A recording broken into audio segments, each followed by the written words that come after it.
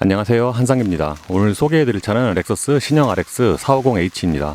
RX는 렉서스의 미드사이즈 SUV죠. 국내에는 지난달에 출시가 됐고요.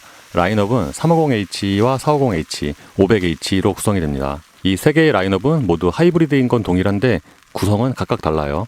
350H는 일반 하이브리드, 450H는 플러그인 하이브리드, 그리고 500H는 신규 개발된 터보 엔진 하이브리드로 구성이 됩니다. 지금 보시는 시승차는 플러그인 하이브리드 450H고요. 가격은 1억 850만 원입니다. 참고로 RX는 구형에는 7인승이 있었는데 신형은 5인승만 나오죠. 외장 디자인은 구형의 틀을 지키면서도 세부적으로 많이 다듬었어요. 가장 크게 달라진 부분은 그릴과 그 주변의 디자인인데 기존에 비하면 차체가 커지기도 했지만 시각적으로도 좀 더 커진 느낌을 받습니다. 특히 렉서스 디자인의 아이덴티티와도 같은 그릴은 디테일이 좀 많이 바뀌었는데 구형에 비하면 좀 더 촘촘한 디자인으로 바뀐 것 같습니다. 이게 밑으로 내려올수록 좌우로 벌어지기 때문에 실제보다 폭이 더 넓어 보이는 그런 느낌을 받고요. 그리고 양쪽의 인테이크도 크기가 더 커진 것 같습니다. 특징 중에 하나는 프런트 엔드의 디자인인데 이게 앞에서 보면 잘 티가 안 나는데 옆에서 보면 유독 그릴과 로고가 있는 저 중앙 부분이 앞쪽으로 좀 튀어나와 있어요. 그래서 얼핏 보면 예전에 PT 크루저와 약간 좀 비슷한 느낌이 있기도 합니다.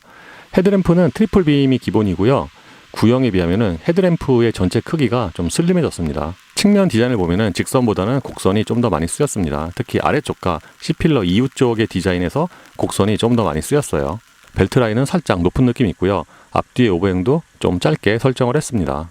요즘에 나오는 신차를 보면은 브랜드 로고를 가운데 받고 양쪽 끝에 차명 레터링을 다는 경우가 많은데 이 RX 역시 그렇습니다. 그러니까 테일램프 중앙에 렉서스 로고가 위치해 있죠. 그리고 앞쪽에 비하면 뒤쪽은 상대적으로 여백이 좀 더 많은 모습이고요. 특히 이 차가 리어 와이퍼가 그 뒷유리의 위쪽에 있어요. 그렇다 보니까 뒤쪽의 모습이 좀 더 깔끔하게 보이는 것 같습니다. RX는 일반과 F스포츠에 따라서 외장 디자인이 조금 다른데 확실히 F스포츠에 비하면 이 뒤쪽의 모습에서 좀 차이가 있습니다. F스포츠를 보다가 일반 모델을 보면 리어 범퍼 쪽의 디자인이 좀 심심하죠. 그리고 요즘에 많은 신차들처럼 머플러는 완전히 안 보이게 처리를 했고요. 신형 RX는 외장 디자인의 호불호와는 별개로 색상을 다 잘 뽑았어요. 특히 저번 시승에서 보니까 지금 보시는 이 시승차의 색상이 가장 괜찮습니다. 타이어는 브리지스톤의 알렌자 스포츠 AS, 사이즈는 235에 50R 21입니다. 신형 RX는 엔진과 상관없이 이 타이어와 사이즈가 다 동일해요. 그리고 크라운만큼은 아니지만 휠 사이즈 대비해서 타이어의 폭이 좀 좁죠. 저번 시승기에서 말씀을 드린 것처럼 신형 RX는 이 실내에서 강점이 있어요. 실내 디자인이 구형보다 많이 좋아지기도 했지만 전체적인 내장재가 고르게 좋습니다. 평균적으로 이 소재가 가장 상단, 그러니까 눈에 잘 보이는 대시보드부터 눈에 잘 안 띄는 이 아래쪽까지 전체적으로 고르게 좋아요. 이런 내장재가 실내에서 가장 큰 장점이라고 생각이 되고요. 대시보드 같은 경우에는 푹신한 우레탄이 적용이 되어 있는데 이게 만져보면은 이게 좀 상당히 푹신합니다. 대시보드는 차체 크기에 비하면은 그 넓이가 좀 있는 편이고요.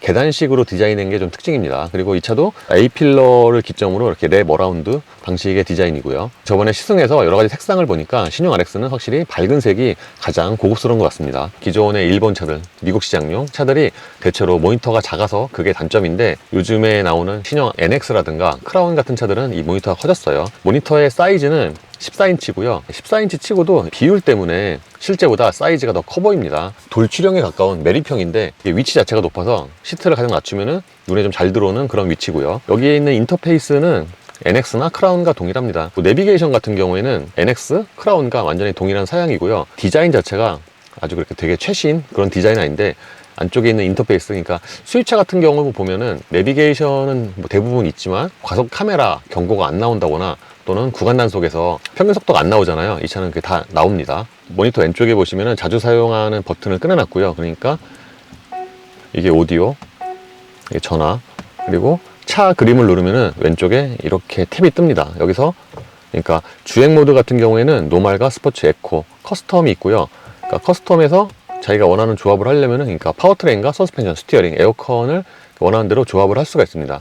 이 차는 플러그인 하이브리드라서 충전으로 들어가면은 그러니까 충전 전류와 뭐 자동 잠금, 배터리 냉각 이런 거를 설정을 할 수가 있어요. 여기 타이어 공기압이고 스티어링 스위치 같은 경우에는 그러니까 여기서 이 스포크에 있는 버튼의 그 기능을 지정을 할 수가 있습니다. 지금은 이제 오디오, 온도 조절, 맞춤형 뭐 이렇게 돼 있고요.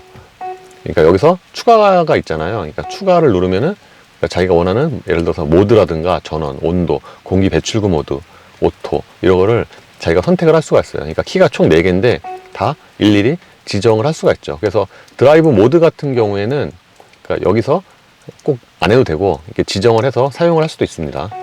방금은 좌측이고요. 이게 우측도 따로 있고, 그리고 옵션으로 들어가면은 장갑 착용 모드가 있고요.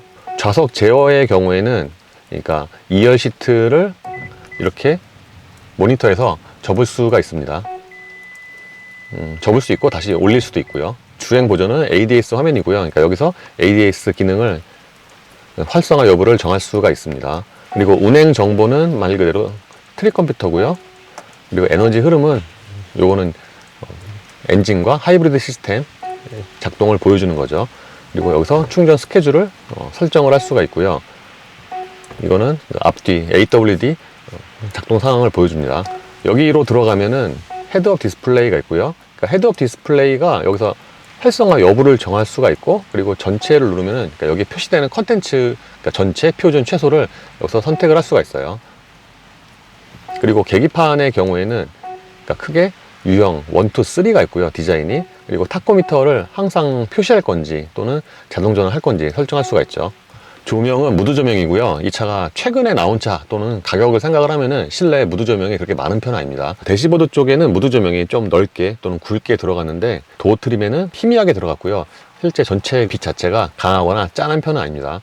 색상으로 들어가면은 자기가 원하는 색상을 선택을 할 수가 있고요. 그 색상 자체는 또 굉장히 많습니다. 무드 조명은 구역별로 이렇게 밝기를 개별적으로, 그러니까 앞좌석과 뒷좌석, 풋 이렇게 세 가지로 구역을 개별적으로 조절을 할 수가 있어요. 이 차가 갖고 있는 편의 장비 중에서 가장 좋은 게 이 360도 어라운드 뷰가 아닌가 싶습니다. 이것도 NX랑 크라운이랑 비슷한데, 이렇게 카메라 버튼 눌러서 실행을 시키면은 자동으로 이렇게 한 바퀴 돌아서, 특히 이게 바닥에 있는 것도 투명하게 볼 수가 있기 때문에 그런 점은 굉장히 장점이라고 할 수가 있겠죠. 이렇게 앵글을 달리해서 돌려서 볼 수가 있고요. 지금은 후진 기어 화면이고요. 크게 2분할입니다. 이쪽이 위에서 내려다보는 탑뷰고요.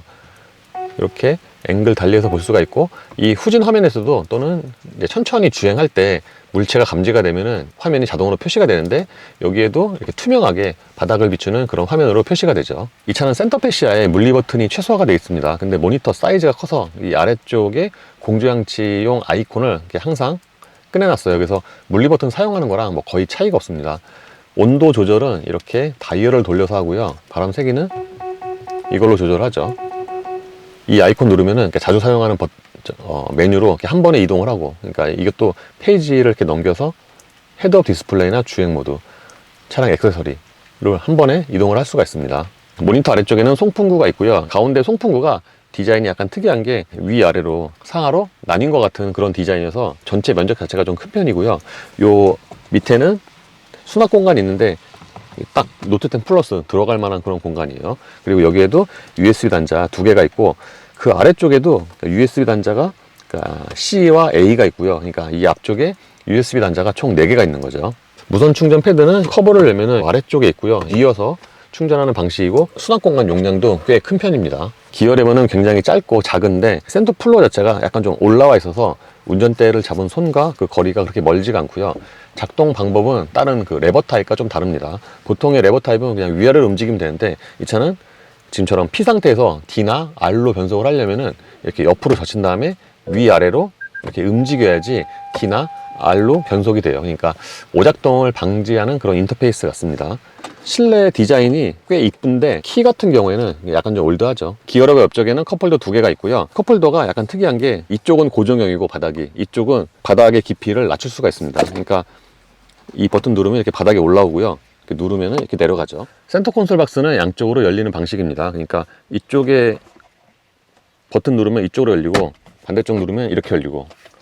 센터 콘솔 박스의 용량은 괜찮은 편이고요. 바닥에도 이렇게 부드러운 소재가 깔려 있는데, 그러니까 여기에 따로 뭐 USB 단자라든가 C볼트라든가 그런 건 없어요. 운전대는 차 크기 대비해서 조금 작습니다. 유난히 좀 동그란 디자인이에요. 보통 운전대가 다 동그란 것 같지만 실제로 완전히 동그란 차가 그렇게 많지는 않은데, 이 차는 약간 좀 동그랗고 오히려 위아래로 살짝 긴 것 같은 그런 느낌이죠. 확실히 F스포츠에 비하면은 운전대 림에 적용된 가죽이 질은 좋은데 약간 좀 미끄러운 느낌이 있습니다. 운전대 조절은 당연히 전동이고요. 뒤쪽에는 패들 시프트가 마련이 되어 있어요. 계기판도 풀 디지털에 적용이 됐고요. 그러니까 요즘에 나오는 디지털 계기판들 치고는 저게 좀 화면이 좀 어둡습니다. 그래서 뭔가 시인성이 아주 그렇게 좋진 않고요. 전체적으로 저게 정보들이 좀 오밀조밀하게 모여 있어서 예를 들어서 이 차는 플러그인 하이브리드라서 이 왼쪽 귀퉁이에 보시면은 EV와 하이브리드로 주행 가능한 거리가 이렇게 좀 표시가 되는데, 그러니까 저런 정보들이 얼핏 보면은 이렇게 눈에 잘 안 들어오고요. 결정적으로 가운데가 이렇게 네모 반듯하잖아요. 저게 산타페 TM 초기형과 약간 좀 비슷해서, 그러니까 전체적으로 그렇게 아주 썩 예쁜 그런 디자인은 아닙니다. 이 가운데 부분에서는 여러 가지 정보가 표시가 되고요. 아까 말씀을 드린 것처럼 계기판 디자인은 유형 1과 2, 3 이렇게 세 가지를 선택을 할 수가 있고, 그러니까 디자인의 변화가 아주 큰 편입니다. 그리고 타코미터는 그러니까 이렇게 HV 미터와 타코미터 이렇게 두 가지를 선택을 할 수가 있고요. 헤드업 디스플레이는 전체 크기가 아주 큰 편아인데 여기에 표시되는 정보는 이렇게 여러 가지가 있습니다. 그리고 스포크에 있는 버튼을 통해서 이 헤드업 디스플레이로 보고서 계기판이라든가 이런 거를 조절을 하는 거죠. F스포츠의 경우에는 시트의 쿠션이 약간 좀 단단하지만 기본형 RX의 시트는 쿠션이 좀 부드러운 편이에요. 하체처럼. 그래서 시트에 앉았을 때 착자감이 상당히 좋고요. 보통 미국형 차들은 시트가 차 크기 대비해서 좀 작은 편인데 이 차는 전체적인 크기도 괜찮은 편입니다. 기본 좌판 길이가 또 그렇게 짧지가 않은데 이 차는 앞부분을 이렇게 연장을 할 수가 있고요. 이 연장되는 폭도 꽤 큰 편이죠. 도어 트림 역시도 여기 적용된 소재가 좋은 편이고요. 의외로 여기 또 색상이 이게 한 3가지가 돼요. RX는 밖에서 보는 것보다 실내 공간이 큰데, 예를 들어서 2열 같은 경우에도 이 NX와 좀 뚜렷하게 차이가 있어요. 제가 앉으면은 무릎과 앞시트 사이에 주먹이 거의 3개가 들어가니까 밖에서 보는 것 대비해서 이런 무릎 공간은 꽤 여유가 있습니다. 1열처럼 2열 시트의 쿠션 역시도 약간 좀 푹신한데 1열보다는 조금 단단하고요. 보통 2열 시트의 좌판은 또 짧은 경우가 많잖아요. 근데 이 차는 좌판 길이가 그렇게 짧지가 않습니다. 이 등받이 같은 경우에는 이렇게 뒤로 리클라인이 되는데 이 눕히는 정도도 꽤 큰 편이고요. 1열 시트 아래쪽의 공간도 여유가 있어요. 이 차가 기본적으로 시트 마운트가 약간 높아서 가장 낮춰도 이렇게 아래쪽에 신발을 놓고도 상하에 여유가 있습니다. 반면에 좌우의 폭은 좀 좁고요. 그리고 이 차는 사륜이지만 이 가운데 부분이 그렇게 많이 안 올라서 2열의 거주성을 넓히는데 도움이 되는 것 같습니다. 2열 승객을 위해서는 별도의 공조장치가 마련이 되고요. 그러니까 3존 시스템이죠. 그리고 1열과 달리 2열에는 통풍 시트가 있는데 이게 색상이 또 달라요. 그러니까 1열은 보통 통풍이 파란색이잖아요. 이 차는 파란색 아니고요. 이렇게 약간 녹색입니다. 그리고 여기에도 USB 단자 C타입 2개가 있고요. 암레스트를 펼치면은 여기에 컵홀더가 있고요. 그러니까 2열에 있는 컵홀더 치고는 이쪽에 플라스틱이 꽤 좋은 편이죠. RX에도 파노라마 루프가 적용이 되어 있고요. 이게 가운데 빔이 있어서 그러니까 전체 통유리에 비해서는 그렇게 개방감이 크진 않지만 확실히 일반 썬루프보다는 2열에서 개방감이 꽤 좋습니다. 트렁크 용량도 기존보다 좀 커진 것 같고요. 트렁크 바닥에 커버를 들어 올리면 여기에 추가적으로 수납 공간이 있습니다. 그러니까 이 차는 플러그인 하이브리드라서 이렇게 또 충전기가 있고요.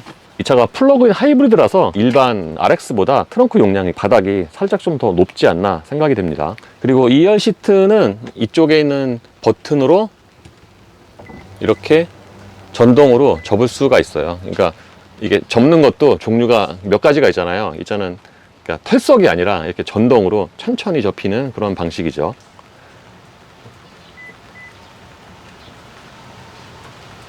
이렇게 2열 시트 접으면 큰 공간이 생기는데 트렁크 바닥부터 2열 시트까지가 경사가 좀 있는 편입니다.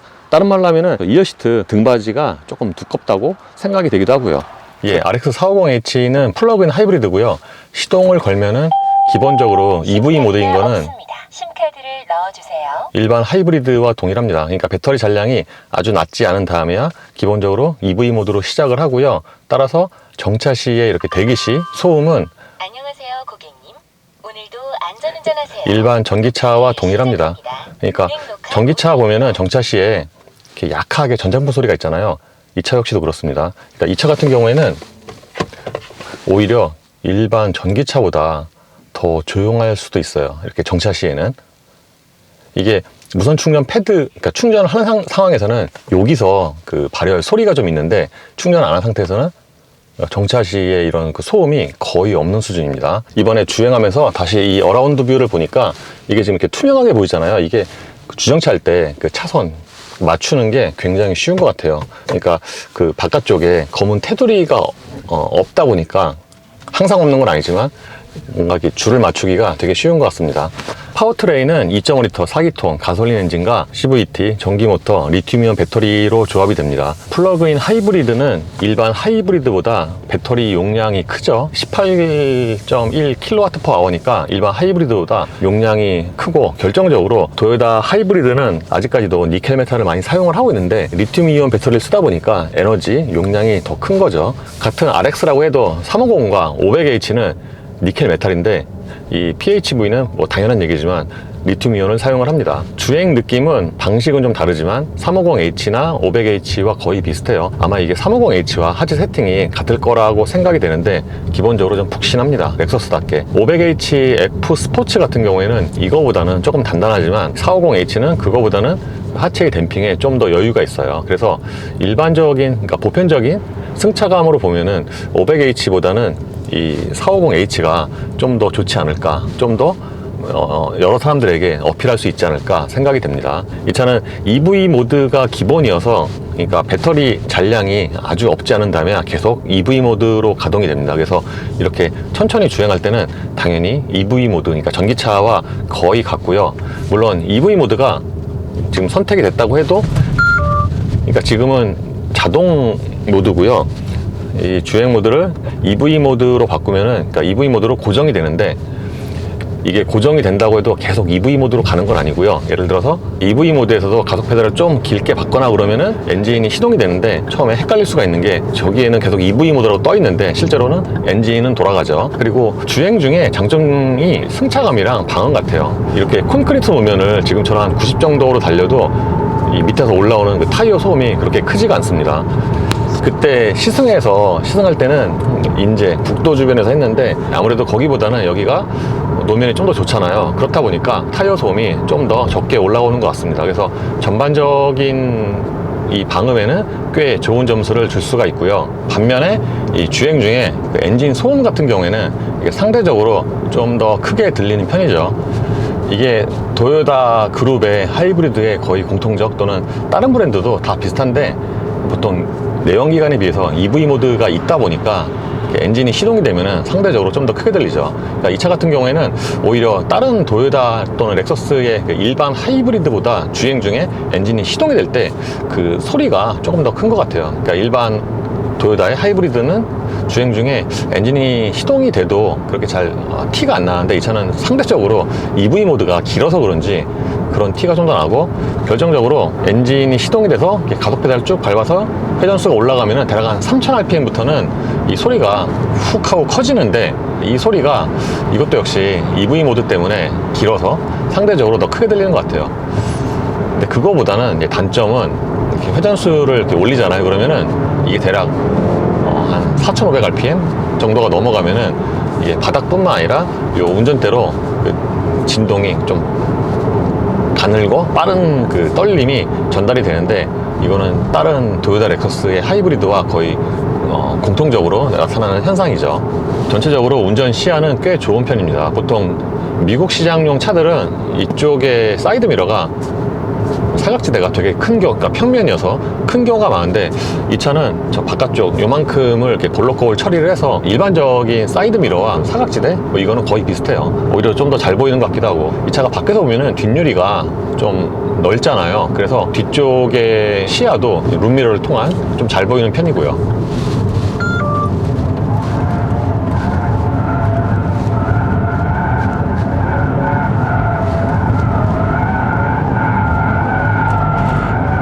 이 차는 전고가 아주 높은 SUV는 아닌데 코너를 때 보면은 무게중심이 좀 높게 느껴진다 라는 느낌이 있고요. 하체가 좀 부드럽잖아요. 그렇다 보니까 확실히 코너에서 돌 때 차가 좀 이렇게 많이 기울어지긴 합니다.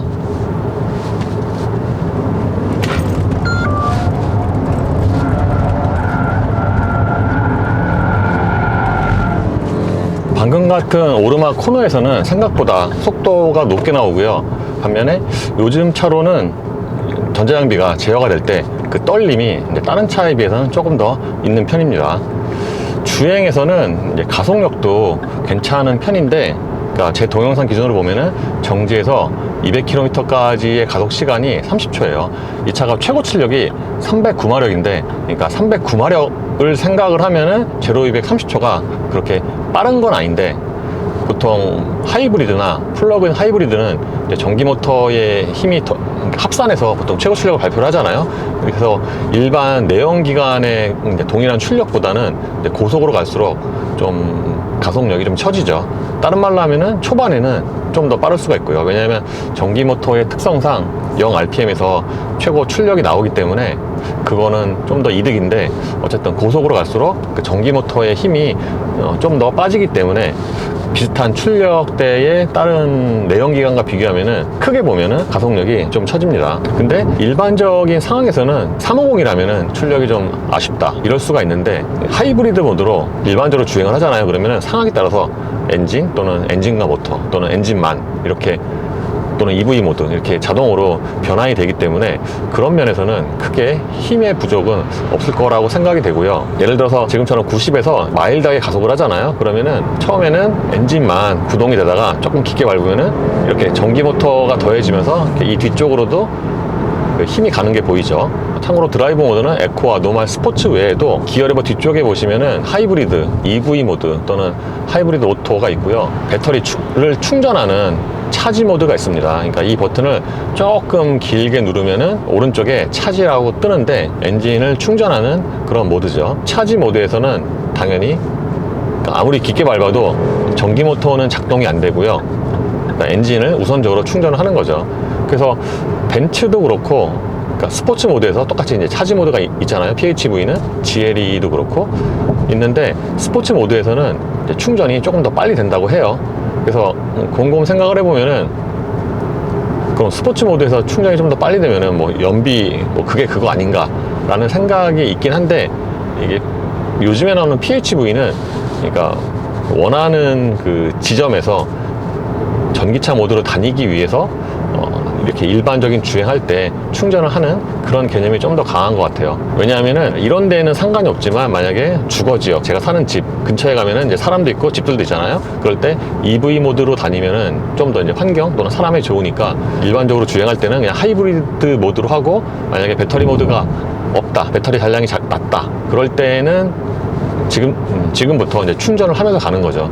참고로 어저께 배터리 잔량이 거의 없었는데, 저 촬영지에서 집까지 거리가 한 47km 정도 되거든요. 그래서 계속 차지 모드로만 갔는데 한 80% 정도 차는 것 같더라고요. 그래서 80% 정도 찼을 때 EV 모드로 주행 가능한 거리는 한 32km 정도가 떴는데, 이것도 역시 내연기관처럼 주행을 어떻게 하느냐에 따라서 이 주행 가는 거리도 달라집니다. 참고로 공식 1회 충전 주행 거리는 50km가 넘고요. 플러그인 하이브리드는 보통 이제 완속으로 충전을 하잖아요. 이 차도 뒤에 보면은 이제 완속 소켓만 있는데, 완속으로 해도 되고 또는 이렇게 주행 중에 충전을 해도 되는 거죠. 물론 이제 집 밥이 있다 그러면은 이렇게 주행 중에 굳이 안 하고 집에서 충전을 한 다음에, 그 다음에 한 대략 한 50km 정도까지는, 만약에 1일 주행 거리가 되게 짧다 그럴 때는 거의 전기차 모드로만 다닐 수가 있는 거죠. 근데 이렇게 차지 모드로 달리면은 단점이 있는 게, 일단 연비가 이제 좀 낮기도 한데, 그러니까 이게 당연한 얘기지만 하이브리드 모드보다 정속 주행 하잖아요. 그럼 연비가 낮아요. 차지 모드에서 90으로 정속 주행하면은 순간 연비가 한 10 정도밖에 안 나옵니다. 그러니까 이게 아무래도 배터리 충전까지 하기 때문에 순간 연비가 낮은 것 같고요. 결정적으로 이것도 좀 상대적인 건데, 그러니까 EV 모드 자주 들어오잖아요. 그거 대비해서 이게 엔진만 계속 돌아가다 보니까 이게 조금만 달려도 이 차지 모드에서는 엔진 소리가 더 크게 들립니다.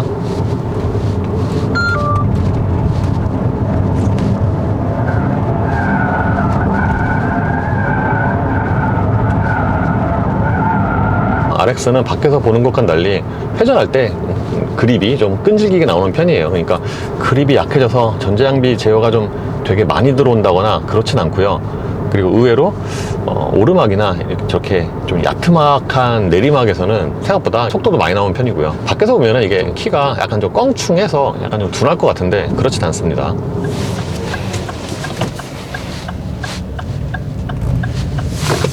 그리고 차 크기, 또 전장 휠베이스 대비해서 회전 반경이 약간 좀 크다고 생각이 되고요. 그러니까 이 차가 뭐 5m가 되진 않는데, 방금처럼 3차로 도로에서 거의 꽉 차게 돌아가죠.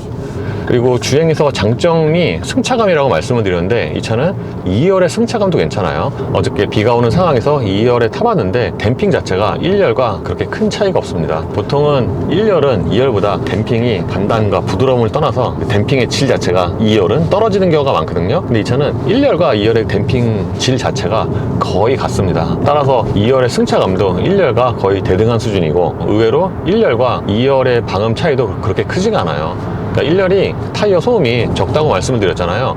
이 차는 그 2열에 타도 그 휠하우스 쪽에서 올라오는 타이어 소음이 그렇게 크진 않더라고요.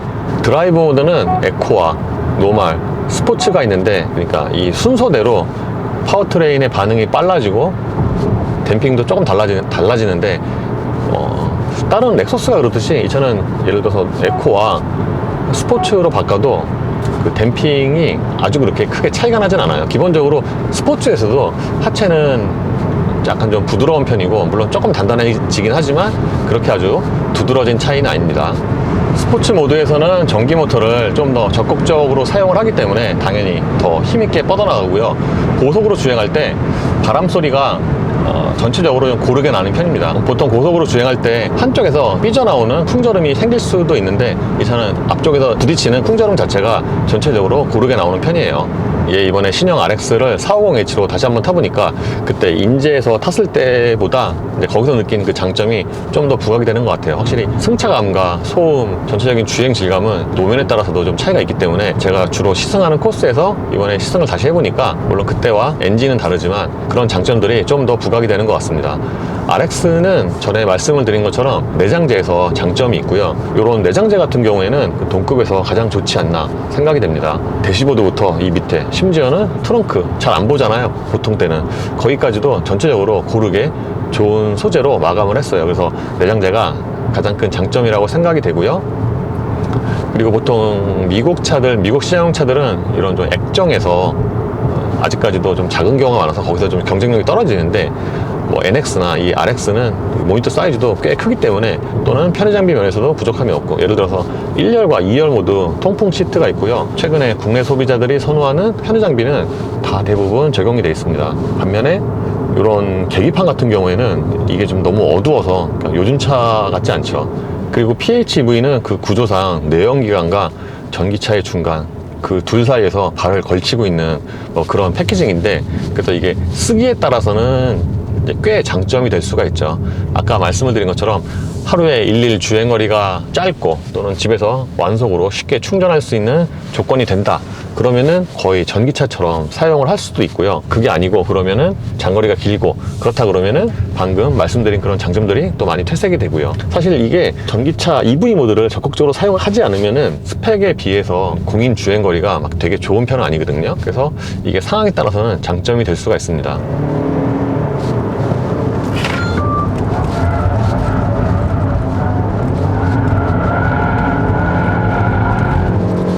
근데 가격이 또 1억이 넘거든요. 그래서 방금까지는 뭔가 여러 가지를 보면은 장점이 많은데 가격을 보면은 생각이 또는 얘기가 달라질 수가 있죠. 사실 신형 RX가 구형에 비해서 가격이 그러니까 2년 전에 비해서 한 1200, 1300 정도 오른 것 같은데 요즘에 신차 가격이 많이 오르긴 하지만 바로 전에 모델에 비하면은 좀 가격이 많이 오른 느낌이 있어서 특히 이런 450H와 500H는 대략 1억 좀 넘고 1억 1000 되고 이러니까 가격이 좀 부담이 될 수가 있습니다. 그리고 신형 RX는 밖에서 보는 것과 달리 2열의 거주성에서도 강점이 있고 결정적으로 다른 렉서스처럼 하체의 승차감 푹신하면서도 보통 부드러우면 막 롤이 많고 막 출렁거리고 그럴 수 있잖아요. 그렇지 않고 부드러움과 그런 밸런스를 잘 갖춘 그런 하체 세팅이 아닌가 싶습니다. 단점으로는 앞서서 말씀드린 높은 가격이 있고요. 저번에 시승할 때 탔을 때와는 달리 이 차는 이쪽에 그 B필러 쪽에서 또 약간 좀 잡소리가 있네요. 이렇게 좀 떠는 소리.